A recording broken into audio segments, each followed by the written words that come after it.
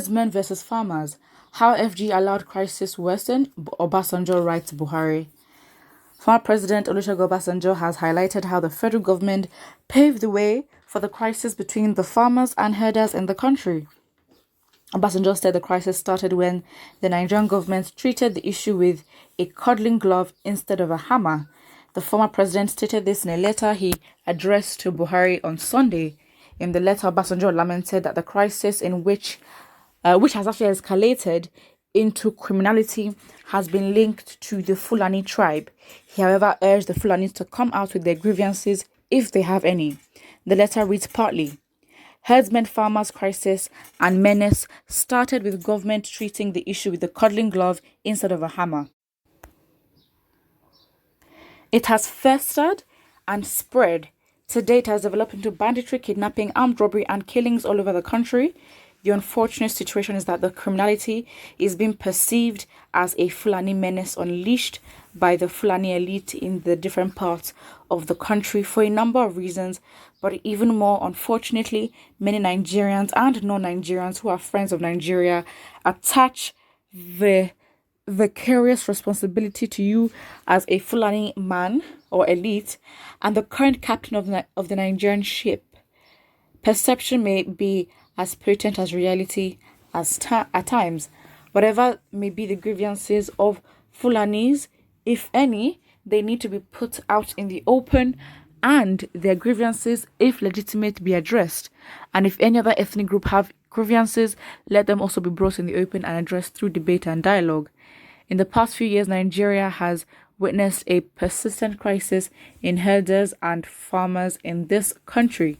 States like Benue, Nasarawa, Taraba, Ebonyi, Enugu, and Oyo states have been the most affected by this crisis. Several Nigerians have lost their lives to gunmen marauding as herders in the country. Against the persistent attacks, some states had enacted the anti-open grazing law as part of efforts to stem the killings. Just yesterday, the Benue State Governor Samuel Ortom vowed to take actions against Fulani herders or killer herders invading the state. Ortom had said the time of crime in the state was over because he would take action against the killers. All right. To be honest, Obasanjo is absolutely speaking facts here. I can't really fault for anything. But then again, sometimes in a country like Nigeria, we analyze the message and the messenger. To be honest, Obasanjo is, the messenger in this case, in which there might be mixed reaction. Some people may listen to him and be like, yes, absolutely speaking facts. And some may be like, you know what, he may be speaking facts, but given that whatever personal grievances or personal issues that they have or disagreements with his regime, whatever, they might be, increasingly reluctant to actually take on board what he has to say. But to be honest, I think what he says is really basic, to be honest. I mean, Nigerians know. It's not really new information. To be honest, I don't really, from what I can see now, I may be wrong, correct me if I'm wrong, I don't really think him saying anything about this would provide the necessary impact that would, that the government, Buhari specifically, can actually take to change and curb the situation. This is just how it is. Like, it's nothing, I don't, it's just how it is at this point. It is just how it is. So again, I don't think there's anything extra or profound in what he said, to be honest. Someone just says here, Buhari has killed and buried Nigeria, period. Halt the killings first. Call a spade by its name. Terrorism in any guise by any group should not be condoned. The Fulani herdsmen have turned the entire nation to a killing field, and the presidency has not spoken to them in the language they will understand. Tell it to the birds.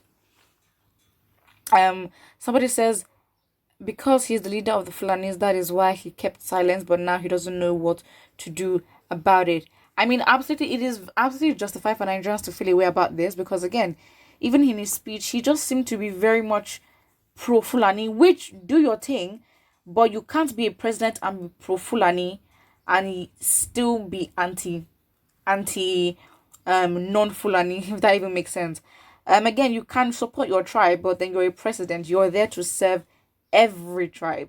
So again, I don't understand why, because again, his pro-Fulani thing is not necessarily even helping the Fulanis themselves, to be honest. I mean, it's just very much the elite or the top 1%, the 1% of the 1% in the Fulani's area, and that's just what it is, to be honest. And that is also at the detriment and expense of the actual average Fulani man, as well as the rest, as in the rest of Nigeria, to be honest, which he has proven times and times that he doesn't rate them. Somebody here says Buhari unleashes kinsmen. Okay. Anywhere there's criminality in Nigeria, Fulanis must be there. Really though? Is it though? I mean, currently, yes. I mean, again, it's very much unexpected.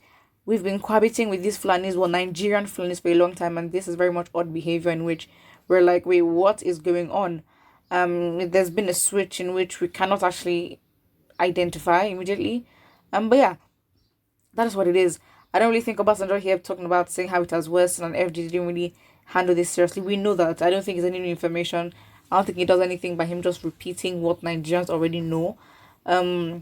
Is he friends with Buhari? Does he have the power to influence Buhari to make a decision that would benefit us? I highly doubt that. So, again, what can you really say? As someone says, Obasanjo is also a party to this decay in the system, but destroying the South for the sake of the North now. It is a cancer. Its host can only destroy or the organ cut off. Right. Somebody says to me, it's not the herdsmen versus farmers crisis. It's the federal government and Fulani tribe unleashing mayhem and executing ethnic cleansing on some selected tribes in Nigeria. Oh, you better preach. This person decided and woke up that, you know what, today I'm going to speak facts. Today I'm going to shake the tables. You literally woke up and chose violence in a good way. In a good way. Let me read that again. This person says, to me, it is not herdsmen versus farmers crisis. It is the federal government and Fulani tribe unleashing mayhem and executing ethnic cleansing on some selected tribes in Nigeria. Keyword, ethnic cleansing. Because again, under the guise of selecting IPOB and, dealing with unknown gunmen, innocent young Igbo, boy, girls, every type, every demographic have been killed unjustly and their deaths have not been accounted for.